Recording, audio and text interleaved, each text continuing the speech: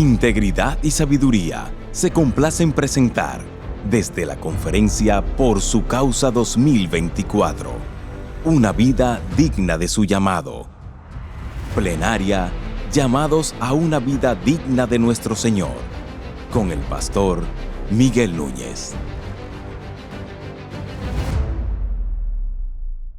Bueno, como dijimos, ¿verdad? Esta es la primera vez que estamos celebrando Por su Causa fuera de la ciudad de Santo Domingo. Y como ustedes escucharon en el video introductorio, Por su Causa comenzó en el año 2010, y comenzó con el tema de regreso a la cruz. Ahí es donde todo comenzó. Nosotros entendimos en un momento que la iglesia del siglo XX, del siglo XXI, se había alejado del evangelio de una forma similar, aunque no idéntica, a lo que había ocurrido con las iglesias en la región de Galacia en los tiempos del apóstol Pablo. En aquella ocasión el error consistió en querer volver a las obras de la ley y dejar a un lado el camino de la gracia por donde ellos habían trillado en el primer lugar. Pero en nuestros días el error ha sido un tanto diferente, aunque de alguna manera vuelve a parecerse a lo que ocurrió en aquel momento. Pero frecuentemente lo que hemos visto y escuchado es que la iglesia ha dejado a un lado el evangelio de la cruz para propagar un evangelio de la gloria. Para usar las palabras de Martín Lutero, que frecuentemente hablaba de que nosotros necesitábamos tener una teología de la cruz y no una teología de la gloria. Es el evangelio de la cruz que nos permite cómo Dios logra sus propósitos a través del dolor, el sufrimiento, de manera particular a través del dolor y el sufrimiento y la muerte de su propio Hijo. Y detrás de todo eso hay una sabiduría que para el mundo es más como una locura. El evangelio de la gloria de nuestros días está más centrado en los beneficios que el hombre puede recibir, y es por eso que muchos han llamado a ese evangelio el evangelio de la prosperidad, o es un evangelio pragmático, o es un evangelio psicoterapéutico, lleno de bendiciones, pero es un evangelio sin cruz y sin arrepentimiento. El problema es que sin cruz no hay cristianismo, sin la cruz de Cristo no hay redención, y con la cruz de Cristo, pero sin la tuya, tú no eres un discípulo de Jesús. Con la cruz de Cristo, pero sin la tuya, tú no eres un discípulo de Jesús. Nosotros todos hemos visto los resultados de la predicación de ese mensaje. Y lo que hemos hecho año tras año desde el 2010 es abordar un tema que hemos considerado débil en la iglesia latinoamericana y tratar de sanar y fortalecer la iglesia al mismo tiempo. Y esa es la razón por la que este año hemos escogido este tema, una vida digna de su llamado, para recordarnos a nosotros lo que costó el evangelio que te dio salvación, que es el mismo evangelio que tú y yo debemos predicar. A manera de recordatorio, ¿verdad? Para que no se nos olvide o no vayamos a dejar a un lado qué fue lo que costó el evangelio que nos dio salvación. Recuerda que costó la sangre del unigénito de Dios. Causó la humillación de la segunda persona de la Trinidad. Convirtió temporalmente al Creador en criatura. Confinó al Dios infinito a un útero por 9 meses. Condicionó al rey a una condición, valga la redundancia, de siervo durante su encarnación.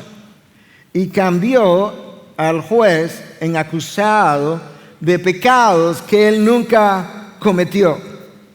Y todo eso hecho de manera voluntaria y por amor por los suyos. De manera que después de considerar cada una de esas cosas, no hay justificación para una vida cristiana a medias, y mucho menos para una vida cristiana indulgente de parte de ninguno de los hijos de Dios, y mucho menos de parte de sus ministros. Hermanos, nosotros no podemos enlodar el madero que fue teñido por la sangre de Cristo. Imposible, inconcebible.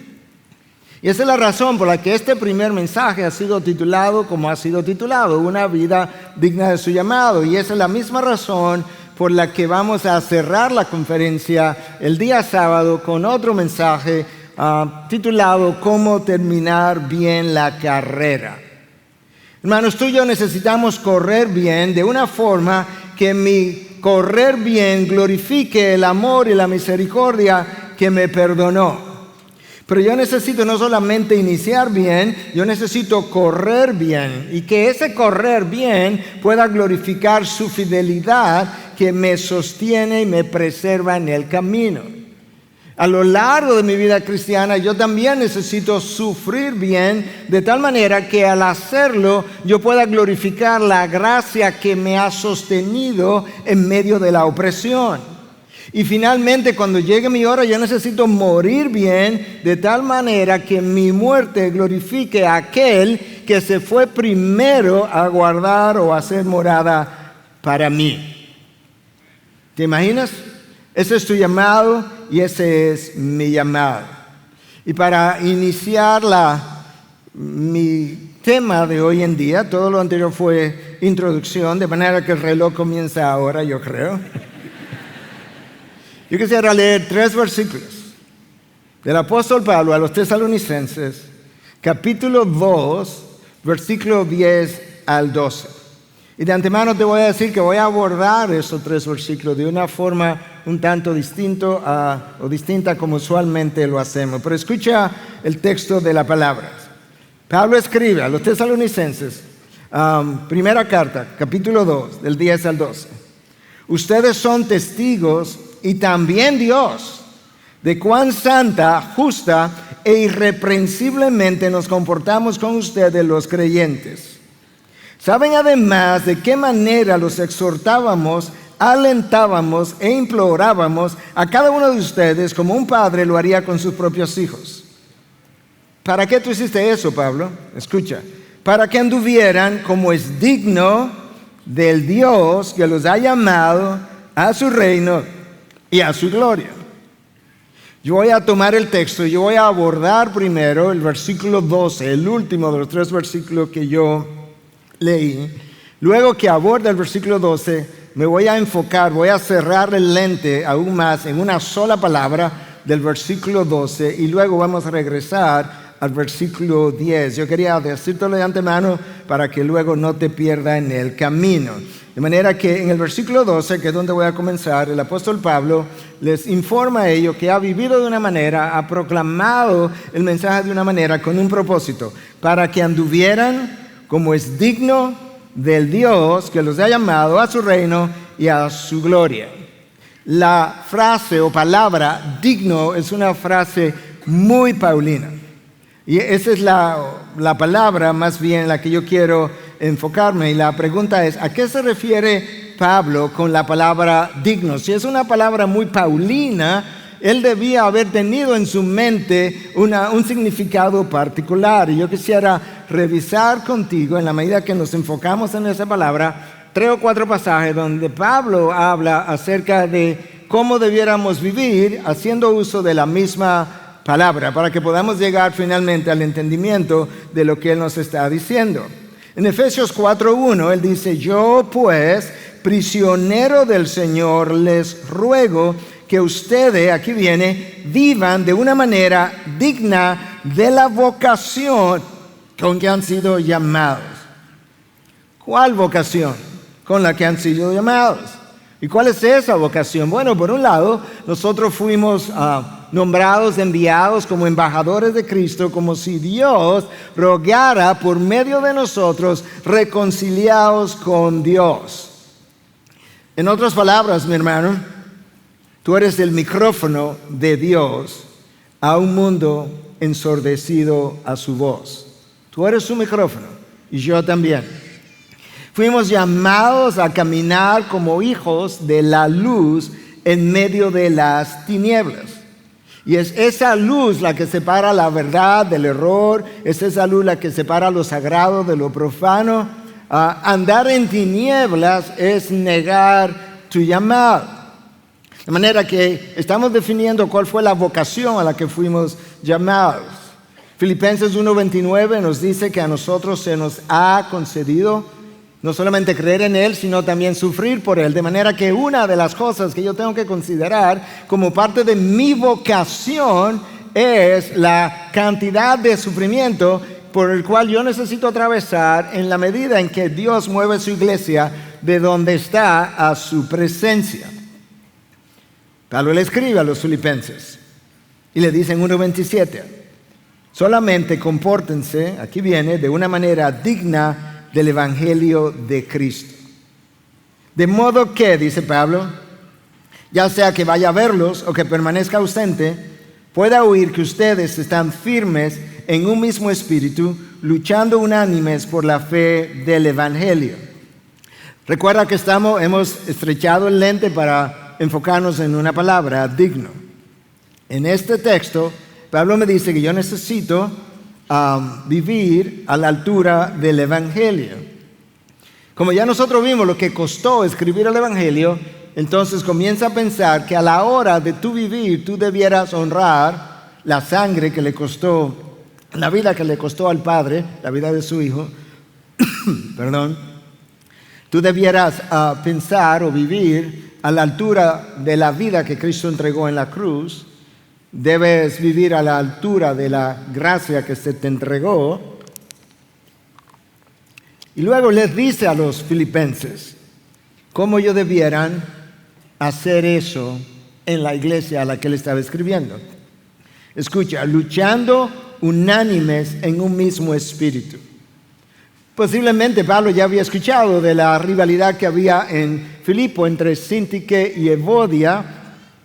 Él tuvo que escribir en el capítulo 2 y decirle a uno de los líderes maduros de la iglesia que fueran donde estas dos mujeres que habían sido compañeras de él en el Evangelio para que se pusieran de acuerdo, porque eso no honra el Evangelio.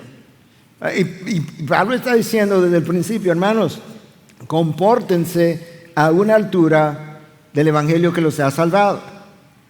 Y desde ya yo quiero decirte, nuestras divisiones no honran el nombre de Cristo, no honran el Evangelio de la cruz. La idea de la unidad del cuerpo de Cristo permea todo el Nuevo Testamento, permea la carta de Filipenses de una manera especial. Y yo quisiera simplemente mencionarte algunos de los pasajes, simplemente mención donde Pablo hace alusión a la necesidad que tú y yo tenemos de vivir en unidad. Tú lo encuentras en Romanos 12:5 y 12:12, Primera de Corintios 1:10 y 1:17, Segunda de Corintios 8:11, Gálatas 3:28, Efesios 2 del 11 al 22, y ya habíamos hecho alusión a Efesios 4:1. De manera que una y otra vez Pablo ha entendido que la única manera, una de las formas como tú y yo vamos a honrar el Evangelio y vivir a su altura es si nosotros nos mantenemos unidos. Escucha en Efesios 4:1 que ya leímos lo que sigue. Que vivan con toda humildad y mansedumbre, con paciencia, soportándose unos a otros en amor, esforzándose por preservar la unidad del Espíritu en el vínculo de la paz. El Evangelio de Cristo nos llama a la humildad, a la mansedumbre, a la paciencia, a la tolerancia, en amor, y que después que yo una todas esas cosas, yo pueda entonces esforzarme a hacer un esfuerzo. Pero escucha, ¿para qué? Para preservar la unidad del Espíritu en el vínculo de la paz. Escucha lo que el texto no dice para crear la unidad, sino para preservarla. La unidad fue creada por el Espíritu. Nosotros somos los que rompemos la unidad del cuerpo de Cristo porque ya nos fue dada en el Espíritu de Dios. Hermanos, la unidad no simplemente ocurre. La unidad no simplemente es fruto de congregarnos juntos. La unidad tiene que ser trabajada, tiene que ser cultivada, tiene que ser valorada y no puede ser hecha si tú y yo no vivimos en humildad, si tú y yo no exhibimos mansedumbre, si no nos soportamos unos a otros. Escucha la palabra, soportaos unos a otros. De manera que Pablo entiende que en nuestras congregaciones vamos a ver personas más difíciles que otras, pero que tenemos que aprender a soportarnos para preservar algo que estaría a la altura del evangelio que nos unió. Cuando le escribe a los Colosenses en 1:10, escucha, para que anden como es digno del Señor, haciendo en todo lo que le agrada, dando fruto en toda buena obra y creciendo en el conocimiento de Dios. Ahora, Pablo me dice que la razón para yo andar de una forma que sea digna del Señor o la manera como hacerlo, es que yo sea obediente a sus mandatos, que yo agrade a Dios, que lo pueda hacer por amor, con agradecimiento, creciendo en Él y a la imagen de Él. Eso es como yo puedo honrar el evangelio. De manera que ahora yo tengo 4 pasajes distintos donde el apóstol Pablo usa la misma palabra digno para ayudarme a entender qué es lo que Pablo está buscando en nosotros. Digno de la vocación a la que fuiste llamado, Efesios 4:1. Digno del evangelio que te reconcilió, Filipenses 1:27. Digno del Señor que te compró, Colosenses 1:10. Digno del Dios que nos llamó a su reino, 1 Tesalonicenses 2:12. La pregunta es, si esta palabra es tan paulina, ¿qué es lo que significa en el original? Bueno, en el griego clásico la palabra era axios y era usada para referirse a una balanza que estaba perfectamente balanceada. De manera que lo que estuviera de este lado derecho de mi mano fuera correspondiente a lo que estaba, al peso que estaba de este lado izquierdo. Pablo me acaba de decir que yo debo andar para que anduvieran como es digno del Dios que nos ha llamado a su reino y a su gloria. Otra vez, cuando Pablo usa la palabra andar, en el original es peripateo, que en esencia, metafóricamente, implica un estilo de vida. Lo que Pablo quiere decirnos entonces es que de un lado de la balanza, yo debiera poner el llamado que recibí, el peso de ese llamado. Y que del otro lado de la balanza yo pueda poner el peso de la vida que yo estoy viviendo y que esa balanza quede completamente equilibrada. Debe haber una correspondencia entre la clase de llamado recibido y el tipo de vida vivido.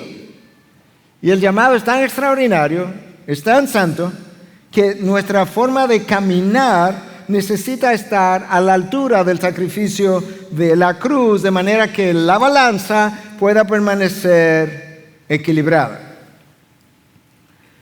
La próxima pregunta sería, estamos cuestionando el texto, Pablo dice que debiéramos vivir de una manera digna del llamado recibido, y usted acaba de explicar esto del equilibrio de la balanza. En el caso del apóstol Pablo, ¿cómo fue que él vivió para ver si yo tengo una idea de cómo es que yo tengo que vivir para hacerlo correspondiente, ¿verdad? Para que haya una correspondencia entre los dos lados de la balanza. Bueno, yo te dije que íbamos a abordar el versículo 12 primero del texto leído, que nos íbamos a enfocar en una palabra digna y que luego vamos a regresar al versículo 10. Déjame decirte cómo Pablo entendió que él debía vivir para mantener la balanza en equilibrio. Ustedes son testigos, y también Dios, versículo 10, de cuán santa, justa e irreprensiblemente nos comportamos con ustedes los creyentes. Ahí está. Si tú quieres vivir una vida correspondiente al llamado que has recibido, tú debes vivir una vida santa, justa y de manera irreprensible. Y les dice a ellos que ellos eran testigos de la manera como él vivió. Y esa es la realidad, hermanos. Si otros no pueden atestiguar acerca de la manera como yo vivo, quizás yo he estado autoengañado, pero no el apóstol Pablo. Él tiene muy claro cómo vivió. Otros tienen que saber testificar de que ciertamente cuando ven tu vida, cuando caminan contigo, tú has podido vivir de esa manera como Pablo nos llamó a vivir. Y Pablo trae a colación entonces sus testigos. ¿Sabe por qué? Cuando él dice ustedes son testigos. Porque resulta que en Tesalónica había gente que le estaba acusando. Que estaba acusando al apóstol Pablo de ser un ministro no íntegro. Y Pablo estaba preocupado no por su reputación. Pablo sí estaba preocupado, pero no por su reputación. Estaba preocupado por el evangelio y por el nombre de Cristo, que no fuera a ser manchado a causa de falsas acusaciones, y eso no ha parado en 2000 años. Eso es parte de la estrategia de Satanás, de desacreditar a la verdad de Dios, o los hijos de Dios, o los ministros de Dios, según sea el caso. Porque de esa manera debilita el avance del evangelio, o de esa manera debilita su iglesia, o ensucia el nombre de Cristo, mientras Él nos observa dividiéndonos.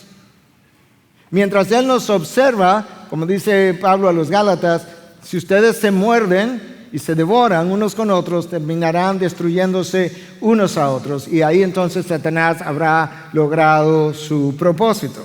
Por eso el Evangelio nos llama a vivir de una manera, o Pablo nos llama a vivir de una manera digna del Evangelio que hemos recibido. Y una de las cosas que nos dice es que debemos luchar unánimes por mantener la unidad. A Pablo no le importaba su reputación. Al final él sabe quién era su juez. Él sabe que su juez conocía la verdad acerca de su vida. Pero sí le preocupaba que otros pudieran manchar con acusaciones falsas el madero donde Cristo había derramado su sangre. Y si Cristo manchó el madero de su sangre, lo menos que tú y yo podemos hacer es manchar el mismo madero con sudor y con lágrimas santas a la hora de nosotros vivir, a la hora de ministrar el Evangelio, y sobre todo nosotros los ministros a la hora de cuidar las ovejas. Hermanos, nosotros los ministros, ahora para hacer un paréntesis, hemos sido llamados a cuidar ovejas que Cristo compró a precio de sangre. Y una de las cosas que Cristo dejó bien claro antes de partir a su Padre otra vez, fue la manera como yo como pastor y ustedes que están aquí como pastores pudieran pensar acerca de su llamado pastoral. Pero Cristo tuvo un encuentro con Pedro después de la resurrección, después que le había negado, y le pregunta a Pedro, ¿tú conoces la historia? Pedro, ¿tú me amas? ¿Tú me agapas? Pedro dice, Señor, tú sabes que yo te quiero. Pedro, ¿tú me amas? ¿Tú me agapas? Señor, tú sabes que yo te quiero. Bueno, el Señor Jesucristo ahora como que condesciende, cambia la palabra y dice, Pedro, ¿tú me quieres? Y él responde, Señor, tú sabes que yo te agapo, yo te amo incondicionalmente. Pero yo no quiero llamar la atención sobre eso ahora mismo. Yo quiero llamar la atención acerca de lo que Cristo le dijo. Estoy hablándole ahora momentáneamente a pastores. Lo que Cristo le dijo a Pedro que debía hacer. Le dice, Pedro, ¿sabes qué? Si tú me amas,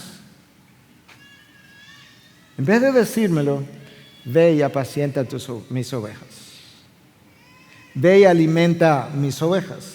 Escucha lo que Cristo no le dijo a Pedro. Pedro, ve y apacienta tu púlpito. Abraza tu púlpito. Enorgullécete en el púlpito. Glorifícate en el púlpito. O impresiona desde el púlpito. Eso no fue lo que le dijo. No. Apacienta mis ovejas. Siente por ellas, ten compasión de ellas. Lo vimos esta mañana, si es necesario, llora con ellas y por ellas. Y Pablo le dice a los tesalonicenses, ustedes son testigos de cómo yo viví entre ustedes, de una manera santa, justa e irreprensible. Ahora, hermanos, aquí entre tú y yo y Dios, me tiene que responderme.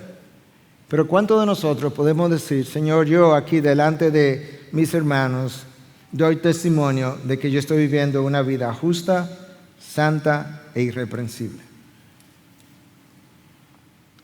Esas tres palabras son extraordinarias. ¿Cuántos de nosotros pudiéramos decir, Señor, yo quiero decirte que aquí hay testigos, o en mi iglesia hay testigos de que yo estoy caminando como un hombre justo o una mujer justa? Hace unos años atrás, cuando ya Archie Sproul estaba en sus últimos años, le escuché decir que él se había percatado que en sus días, dentro de las iglesias, no había mucha gente que tenía mucho interés de vivir de una manera justa. Sin embargo, cuando tú abres las páginas de la Biblia, Dios destaca a un Noé porque fue un hombre justo. Destaca a un Job porque fue un hombre intachable, apartado del mal. Destaca a un Daniel porque fue un hombre íntegro. Al esposo de María, José, le llamó un hombre justo. Hermano, sabes que ciertamente la justicia o tu justicia no te va a entrar al reino de los cielos. Pero Dios ha dejado el registro de hombres y mujeres que caminaron a la altura de su Dios, de una forma digna del Dios que lo había llamado, que caminaron de forma especial, que algunos de ellos fueron tirados a leones, que otros fueron echados a un horno, y de esa manera estaban honrando el llamado recibido. Y luego nos deja en Hebreos 11 una larga lista de hombres y mujeres que fueron apedrados, aserrados, tentados, muertos a espada, destituidos, afligidos y maltratados. Y el autor de Hebreos nos dice, esa gente Dios se lo llevó porque el mundo no era digno de ellos. Ahora ahí está la palabra dignos. Esta gente estaba caminando de una manera tan santa que el mundo no merecía quedarse con ellos, y yo me los llevé a mi presencia. Esa gente sufrió por su fe. Esa gente entendió lo que Pablo quiso decir cuando le escribió a los Filipenses en 1:29, que a nosotros se nos ha concedido no solamente creer en Cristo, sino sufrir por Él. Y alguno estaría pensando, pastor, no entiendo, explíqueme eso otra vez. Bueno, ¿cuál parte de sufrir por Él tú no entiendes? La palabra traducida como concedido, escucha, se nos ha concedido. La palabra ahí en el original es charizomai, que implica algo que se me da como un don o como un regalo. Espérese, pastor, un momentito, espérese. Usted me está diciendo que Cristo, cuando me llamó, me entregó como un regalo mi salvación, creer en Él. Y que como regalo, como don, me llamó a sufrir por Él. No, yo no estoy diciendo eso, es Dios que lo está diciendo. Este es el orden. Tú primero crees en Él y después tú sufres por Él. ¡Wow! El Espíritu Santo que produjo la salvación en mí es el mismo Espíritu que por su gracia me sostiene en la dificultad. Hermanos, es un privilegio poder caminar, correr la vida cristiana, atravesar el dolor y el sufrimiento de la vida, el que Dios designe para mí, todo el tiempo sostenido en el poder del Espíritu. Es un privilegio. Y a eso que el apóstol Pablo se está refiriendo cuando le escribe a los filipenses. Esa es la manera de levantar el Evangelio de Cristo. Ahora tú entiendes y hace más sentido lo que Pablo quiso decir cuando nos llamó a vivir una vida digna de su llamado. Y entiende mejor cuando Pablo dice, yo viví entre ustedes una vida santa, justa e irreprensible. ¡Wow! Hermanos, la realidad es que yo puedo vivir por debajo de la dignidad de la cruz, pero no voy a complacer a Dios con eso. Yo pudiera vivir de una forma indigna de la cruz, pero voy a sufrir consecuencias por eso. O yo pudiera vivir a la altura de la cruz. Ahora, quizás cuando yo leí que Pablo vivió de una manera santa, justa y irreprochable, quizás tú estás pensando, no, pero eso es lo que se requiere de los ministros o los pastores, que sean irreprochables. No, yo te voy a dar las razones por las que yo digo lo que digo. Pero el apóstol Pablo comienza diciendo que él vivió una vida santa. Déjame darte algunas razones para vivir de esa manera. Número 1, Dios lo demanda. no es una sugerencia que Él hace, Él lo demanda. Sed santos, en imperativo, porque yo soy santo. Está en el Antiguo Testamento, Levítico 11:44, está en 1 de Pedro 1:15 y está en 1 de Pedro 11:16. Segunda razón para vivir de una manera santa, fuimos llamados a reflejar las virtudes de aquel que nos llamó de las tinieblas a su luz, y la primera de estas virtudes es su santidad. Número 3, porque sin santidad nadie verá a Dios, Hebreos 12:14. Número 4, porque nuestra santificación es la voluntad de Dios, 1 Tesalonicenses 4:3. Número 5, para evitar ser estorbo o piedra de tropiezo para el Evangelio, 1 Corintios 9:12. ¿Está convencido o no está convencido? Para adornar el Evangelio, Tito 2:10. Para ser modelos para otros, 1 Timoteo 4:12. Para no ser piedra de tropiezo para el débil, 1 Corintios 8:9. Porque nuestro caminar santo es la voluntad de Dios, 4:1 de 1 Tesalonicenses, y porque Dios usa nuestro testimonio para respaldar nuestra enseñanza. Yo acabo de darte 10 razones por las cuales Pablo entendió que él debía vivir una vida santa y justa, de manera que con su testimonio de vida él descalificó a sus acusadores. Con su testimonio de vida él descalificó a sus acusadores. Yo recuerdo tiempo atrás cuando algunas personas trataron, ¿verdad?, de acusarnos falsamente, y algunos de los miembros de nuestra iglesia trataron de defenderme, y les decía, mira, tranquilo, que si mi Dios y mi testimonio no me pueden defender, mis palabras no lo harán. Y eso es lo que Pablo está diciendo. Pablo dice que tiene de testigo a Dios y a ustedes, los tesalonicenses. ¡Wow! Pablo está llamando a Dios como testigo de su caminar, como testigo de su vida. Le dice, no solamente ustedes son testigos, yo apelo al Dios de los cielos como mi testigo también. De que ese ha sido mi caminar y se corresponde con mi vida privada también. Uno de los académicos del Nuevo Testamento escribió un libro, en inglés es After You Believe, Why Christian Character Matters, que en español sería Después de haber creído y por qué es importante el carácter cristiano. Y esto es como él define el carácter, porque estamos siendo llamados a una vida digna del Evangelio. La forma de pensar, este es el carácter, la forma de pensar y actuar que corre por el interior de alguien que si tú pudieras cortarlo, tuviera la misma persona por dentro y por fuera. Wow. Es la forma de caminar de una persona que corre por sus venas, por sus arterias, vasos sanguíneos, y si tú pudieras cortarlo, lo que tú ves afuera es lo que tú verías adentro. Versículo 10, santa, justa e irreprensiblemente. Versículo 11, Pablo menciona en su defensa la manera como él ministró a la congregación.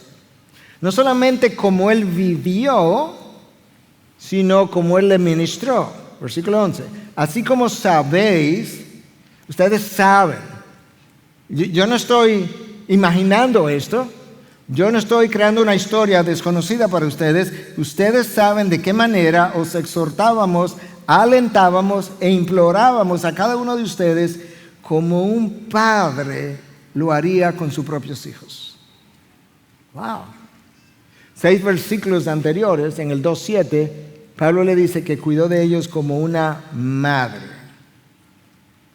que cría a sus hijos. Ahora le dice, pero yo también les enseñé, les imploré, les exhorté como un padre. Él usa 2 figuras. Usa la figura de una madre para referirse al amor y al cuidado que tuvo por ellas, y usa la figura de un padre para referirse al entrenamiento que proveyó para ellos. En el mundo en la antigüedad era más común que el entrenamiento fuera parte de la responsabilidad de un padre. Y ahora él se refiere a esa función de padre espiritual y le dice: ustedes son mi testigo que yo los exhorté, los alenté e imploré, como ya vimos, como ya leímos. Eso le da peso a las palabras de Pablo. Pero al hablarles como una madre habla a sus hijos y como un padre habla a sus discípulos, de alguna manera Pablo me está dejando ver algo más. Y es la cercanía con la que él caminó a sus ovejas. Para yo cuidar de ovejas como una madre, para instruir ovejas como un padre, yo tengo que caminar de cerca con mis ovejas. Y las ovejas, a su vez, debieron haber tenido confianza en las enseñanzas de Pablo y debieron haber creído el caminar de Pablo. Jesús y Pablo olieron a ovejas. Sin elemento confianza, los tesalonicenses nunca hubiesen podido recibir de parte de Pablo las palabras que él les habló, que de acuerdo a lo que él nos dice en ese mismo capítulo 2, versículo 13, ellos la recibieron como la palabra de Dios y no como la palabra de los hombres, la cual hace su obra en vosotros. En otras palabras, esta congregación, descrita en el capítulo 1 de esta primera carta de Tesalonicense como una congregación cuya fe se había dado a conocer por todas partes, fue el resultado de que ellos recibieron el mensaje de Pablo como la palabra de Dios, por lo que era, y no como la palabra de los hombres. La única manera que eso pudo ser posible fue porque ellos habían visto a Pablo caminar y ministrar, confiaron en él y sabían que él no era alguien que le estaba engañando. Y por otro lado, sin el efecto o el elemento afectivo, él no hubiese podido hablarles como padre y como madre. De manera que Pablo apeló a dos cosas con los tesalonicenses: a su forma justa, santa e irreprensible de vivir, y apeló a la manera como ministró entre ellos. Ahora, todo eso, para regresar al versículo 12 otra vez, fue para Pablo decir: esto es lo que yo quiero que tú entiendas, por qué viví así y por qué ministré así. Versículo 12: para que anduvieran como es digno del Dios que nos ha llamado a su reino y a su gloria. Por eso viví así, por eso le hablé así, porque al final yo quería que ustedes recibieran no simplemente un mensaje de buenas noticias, no, yo quería que ustedes anduvieran, peripateo, el griego que mencionamos, haciendo alusión a su estilo de vida, de forma tal que su estilo de vida estuviera a la altura del Evangelio y la balanza pudiera estar balanceada. ¿A qué fue que Pablo los llamó? Escucha otra vez.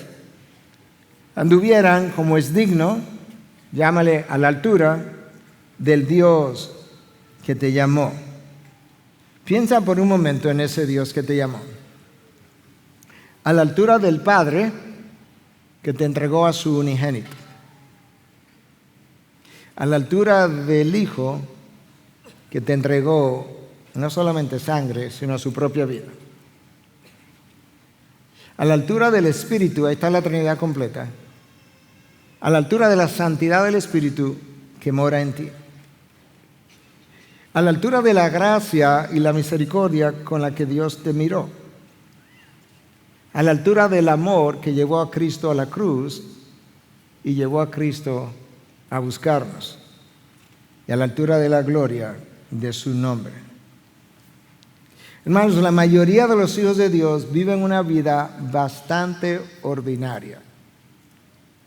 Pero Dios es extraordinario. Si Dios es extraordinario y yo vivo una vida ordinaria, yo no estoy viviendo a esa altura. Yo no estoy viviendo de una manera digna del Dios que me llamó. Lo increíble es que muchos de los hijos de Dios viven una vida ordinaria, pero esperan bendiciones extraordinarias. Muchos hoy en día viven una santidad promedio, pero nunca excepcional. Yo no dije perfecta, pero excepcional. Bueno, pastor, lo que pasa es que cuando yo leí a Timoteo, yo leí que el obispo tiene que ser irreprochable. Y yo no soy obispo o pastor. Se parece, es una historia real. Pero yo estaba en Carolina del Norte en una ocasión, estaba predicando. Y entre los asistentes había un pastor, que había sido misionero, bastante jocoso. Y yo estoy diciendo que a veces cuando nosotros decimos a la congregación que debiera comportarse o vivir de cierta manera y nosotros no lo hacemos, que nos parecemos al médico que le está diciendo a su paciente que debe mantener una dieta, que debe mantenerse en peso ideal, mientras tanto él es obeso mientras está dando su recomendación. Entonces este pastor al final viene y se me acerca y dice: pastor, cuando usted estaba hablando del médico obeso que le está diciendo a los pacientes que debiera mantenerse en peso ideal, yo le di tanta gracia y se pasaba la mano por la barriga. A Dios que yo no soy médico.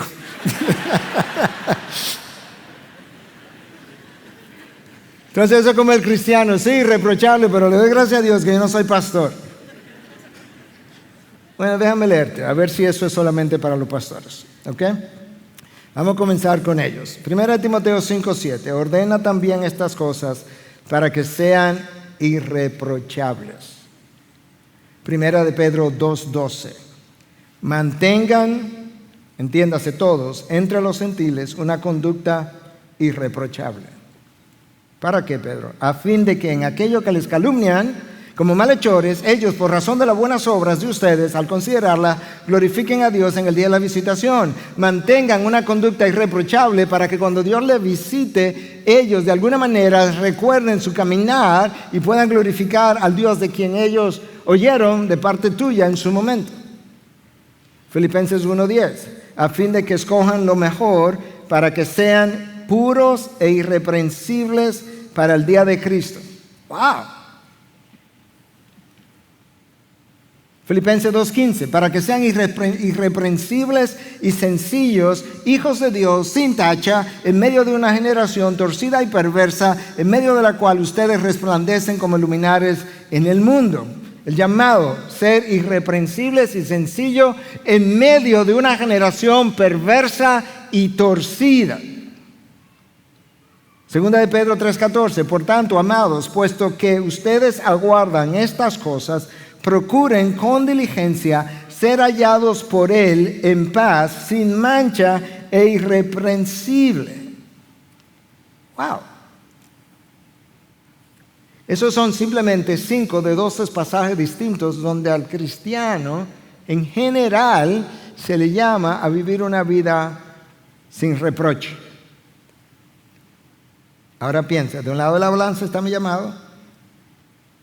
Del otro lado de la balanza está mi caminar. Mi llamado tiene un peso y se supone que mi caminar debe tener un peso igual. Me imagino a alguien pensando, pastor, pero que eso es muy subjetivo, ¿cuánto pesa mi llamado?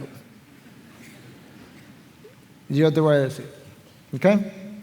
Dios te llamó de la eternidad, desde la eternidad, y te hizo un llamado irrevocable. Ahí hay una consistencia en su llamado que es desde la eternidad hasta la eternidad. Mi llamado no cambia. Dios espera entonces que tu caminar tenga consistencia.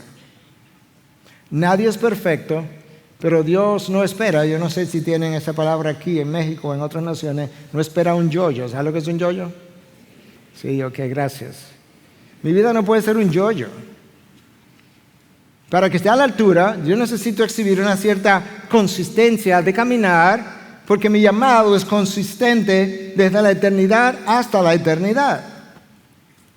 Yo no fui llamado para caminar bien a veces, o algunas veces, ni siquiera la mayor parte de las veces.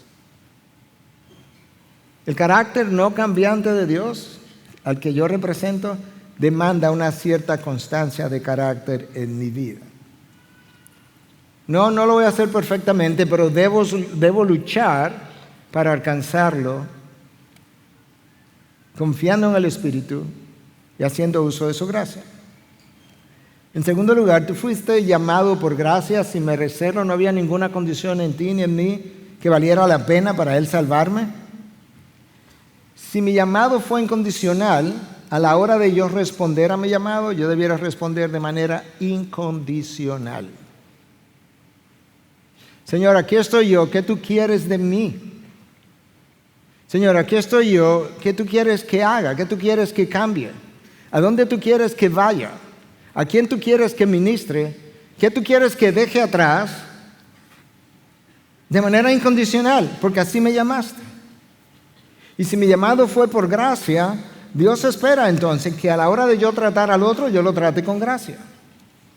Que yo valore la imagen de Dios en el otro y le pueda dar la misma gracia con la que yo fui tratado, buscado, recibido. Que yo pueda servirle al otro por gracia como Cristo lo hizo a su paso por la tierra. No olvides que la palabra digno en el griego clásico, era axios, que implicaba, ya te dijimos, una balanza equilibrada. Si nosotros fuimos llamados de las tinieblas a su luz, mi caminar entonces tiene que ser como Cristo dijo: tú eres la luz del mundo.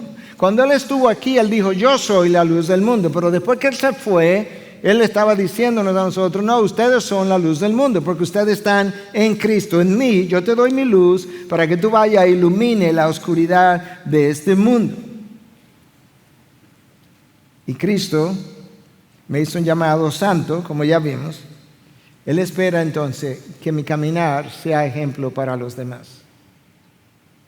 ¿En cuáles áreas, pastor? Bueno, yo te voy a decir lo que Pablo le dijo a Timoteo. Pablo le escribe a Timoteo cuando era joven y le dice: que nadie desprecie tu juventud, sé ejemplo. Escucha, 5 áreas donde tú y yo debemos ser ejemplo: en palabra, en conducta, en amor, en fe y en pureza. En palabra, en conducta, en amor, en fe y pureza. Si hacemos eso, estamos viviendo una vida digna de su llamado. Dios nos llamó a compartir, para Él compartir las riquezas de Cristo en gloria. A la hora de vivir, Dios espera que mi mente tenga más pendiente las riquezas del reino que me esperan que las riquezas de este mundo. Que mi mente valore más las riquezas de aquel lado de la eternidad que las riquezas de este lado de la eternidad o las riquezas terrenales. Que para mí tenga más importancia lo que voy a tener en la vida venidera que lo que tengo en esta vida o pudiera tener. Ahora sí estamos hablando de una vida digna del llamado que nos ha hecho.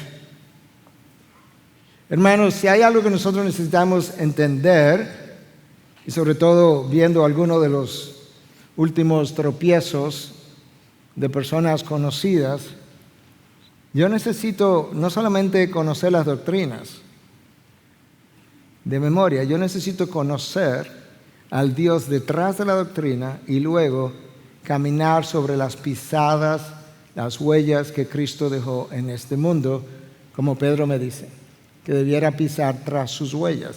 Si Cristo caminó de esa manera, a ello debo poner mi pie. De esta manera, a ello debo poner mi pie. Eso es lo que Pedro nos está diciendo. Lamentablemente, como siempre ocurre, el tiempo se ha ido. Yo quiero terminar con 5 preguntas. 5 preguntas que yo quisiera que tú te hicieras delante de Dios, porque estamos comenzando el fin de semana. De manera que esto es como un buen arranque, porque tengo todo el fin de semana para responder estas preguntas. Aquí va. Número 1. ¿Tú crees que es importante que camines de manera irreprensible delante de Dios? Ese es el llamado en todos los versículos que te leí y otros que por razón del tiempo no leí. ¿Sí o no? ¿Estás caminando de manera irreprensible? ¿Crees que tu patrón de vida es digno o congruente con el Dios que clavó a su Hijo en una cruz para tu salvación y la mía? ¿Tú crees que es congruente? No con la mayoría de los cristianos, no con el Dios que clavó a su Hijo en una cruz. Si el resto de la iglesia supiera cómo estás caminando hoy en privado, ¿cuál sería la opinión de tus hermanos acerca de ti? Si el resto de la iglesia tuviera un patrón de vida como el tuyo, ¿dónde estaría tu iglesia hoy? ¿O cuál sería la reputación de tu iglesia? ¿Crees que tu mente piensa en todos los ámbitos a través de los valores del reino? ¿O simplemente lo pienso cuando voy a un estudio bíblico, cuando estoy en la iglesia y el resto de la semana conforme a los valores del mundo? ¿Podrías decir con Pablo que tienes una conciencia tranquila? Escucha, delante de Dios y delante de los hombres. Tú podrías decir que tienes una conciencia tranquila delante de Dios y delante de los hombres. Hermanos, si no es así, tú y yo tenemos que comenzar a arrepentirnos. Porque no estamos viviendo una vida conforme o a la altura de, o digna de el Evangelio de Cristo, de su gracia, del Dios que nos llamó, de la vocación a la que fuimos llamados. Hoy es un buen día para pensar en esto por lo siguiente. 31 de octubre, Día de la Reforma. Todos conocemos el título de 95 tesis de Martín Lutero. Lo que la enorme mayoría no conoce es que la primera tesis de Martín Lutero dice que cuando Cristo nos llamó a arrepentirnos, nos llamó a una vida de arrepentimiento. No un momento de arrepentimiento, una vida de arrepentimiento. Entonces, dadas esas preguntas, yo quisiera que tú las puedas, yo te voy a dar 1 minuto o 2 para que las piense, las responda, comience a reflexionar sobre ellas. Y yo voy a cerrar con la oración de Daniel, el profeta Daniel. Cuando levantó los ojos al cielo, en vista de la condición en la que estaba su pueblo, porque quizás cuando nosotros miramos la condición en que está la iglesia de Cristo hoy en día, quizás nosotros debiéramos estar orando de manera similar a como Daniel lo hizo. De manera que cierra tus ojos ahí. Habla con Dios. En la medida en que yo lea esta oración de Daniel, el capítulo 9, yo voy a leer algunos versículos, no todo, donde corresponda tú puedes poner tu nombre, o el de tu iglesia, o el de tu país. Daniel 9, versículo 4. ¡Ay, Señor! El Dios grande y temible, que guarda el pacto y la misericordia para los que te aman y guardan tus mandamientos. Hemos pecado, hemos cometido iniquidad, hemos hecho lo malo, nos hemos rebelado y nos hemos apartado de tus mandamientos y de tus ordenanzas. No hemos escuchado a tus siervos, los profetas, que hablaron en tu nombre a nuestros reyes, a nuestros príncipes, a nuestros padres y a todo el pueblo de la tierra. Oh Señor, versículo 16. A todos tus actos de justicia, apártese ahora tu ira y tu furor de tu ciudad. Pon el nombre de tu ciudad ahí, Jerusalén, de tu santo nombre. Versículo 18, pues no es por nosotros o no es por nuestros propios méritos que presentamos nuestras súplicas delante de ti, oh no, sino por tu gran compasión. Oh Señor, escucha, Señor, perdona, Señor, atiende y actúa. No tardes, por amor de ti mismo, Dios mío, porque tu nombre se invoca sobre tu ciudad y sobre tu pueblo. Oh Dios, reunidos estamos por 3 días Escucha la intercesión de tu pueblo. Ten misericordia, ten piedad sobre tu iglesia. Ten piedad sobre nuestras ciudades. Ten piedad sobre nuestras naciones. Oh Dios, voltea el corazón de los hombres, de las mujeres, de los jóvenes y de los niños a ti, por amor a ti mismo. Porque es sobre este pueblo que llamamos iglesia que se invoca tu nombre. Ayúdanos, oh Dios. Danos a Latinoamérica para Cristo, o nos morimos, como pedía John Knox, por Escocia. Señor, ayúdanos a recordar que somos los embajadores de Cristo y que tú nos dejaste una gran comisión para ser llevada hasta los confines de la tierra.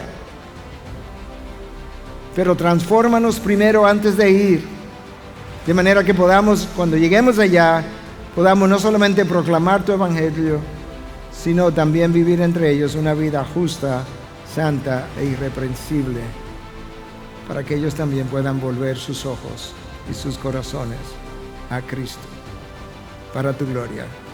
En tu nombre hemos predicado y orado. Y su pueblo dice, amén, amén.